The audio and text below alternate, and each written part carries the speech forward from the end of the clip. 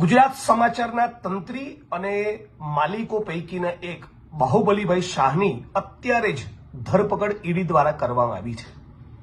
તાજેતરમાં જ ઈડીએ દરોડો પાડ્યો, ઇન્કમટેક્સે ઇન્ક્વાયરી કરી અને કઈ જૂના બધા પ્રકરણો ખોલ્યા છે।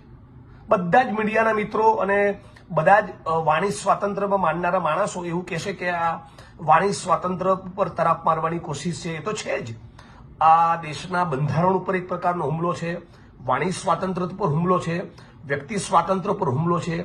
ફ્રીડમ જે મીડિયાને એક સ્વાભાવિક રીતે જ મળવી જોઈએ, એક લોકતંત્રના ચોથા પ્રહરી તરીકે સવાલ પૂછવાની, આકરા સવાલ પૂછવાની એ સ્વતંત્રતા જે છે મીડિયાની, એની ઉપર તરાપ છે। પણ એનાથી વિશે શું કહેવા માંગુ છું કે ગુજરાત સમાચાર એ છેલ્લા 25 વર્ષથી એ નરેન્દ્ર મોદી, અમિત શાહ, આરએસએસ અને બીજેપીને સહેજ પણ ગાંઠ્યું નથી।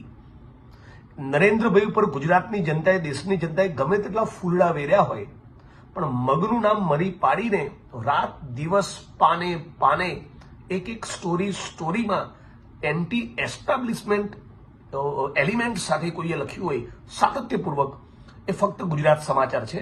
એટલે હું એવું માનું છું કે આ અભિવ્યક્તિની સ્વાતંત્ર્ય અને પ્રેસની સ્વાતંત્ર્ય ઉપર તો હુમલો છે જ, પણ 25 વર્ષથી ગુજરાત સમાચારે ગજગજાઈને જે બેટિંગ કરી છે ને, આ ચોરોની સામે એની દાજ કાઢી છે। આ ઈડી ઇન્કમટેક્સ દ્વારા ગુજરાત સમાચાર ઉપર થયેલો હુમલો, બાહુબલીભાઈ શાહ ઉપર થયેલી ધરપકડ એ મૂળ 25 વર્ષનો બદલો લીધો છે।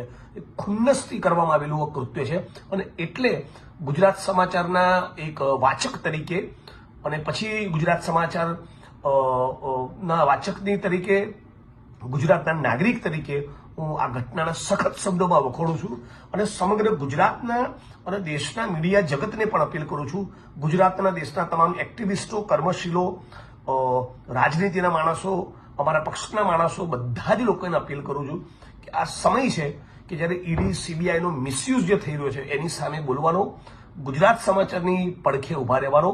મારી વિશે સારું પણ લખ્યું છે ગુજરાત સમાચારે, જરૂર પડીએ મારી ટીકા ટિપ્પણી પણ કરી છે। એ જ પત્રકારત્વનું કામ છે। પત્રકારત્વનું કામ એ નેતાઓની ચાપલુસી કરવાનું નથી જ, એમને તીખા સવાલો પૂછવાનું છે, આકરા સવાલો પૂછવાનું છે, એમની એકાઉન્ટેબિલિટી, જવાબદારી ફિક્સ કરવાનું છે। આ કામ ગુજરાત સમાચારે કર્યું છે અને જે ઈડી, સીબીઆઈ, ઇન્કમટેક્સના માણસો છે અને ભારતીય જનતા પાર્ટીના માણસો જેમના ઇશારે આખું ષડયંત્ર રચવામાં આવ્યું, એમને ખબર નથી। ગુજરાત સમાચારે ગઈકાલે જે લખ્યું છે, આવતીકાલ સવારનું છાપું તમારા હાથમાં લેજો, એ એવું જ લખશે, એની ધાર જવાની નથી।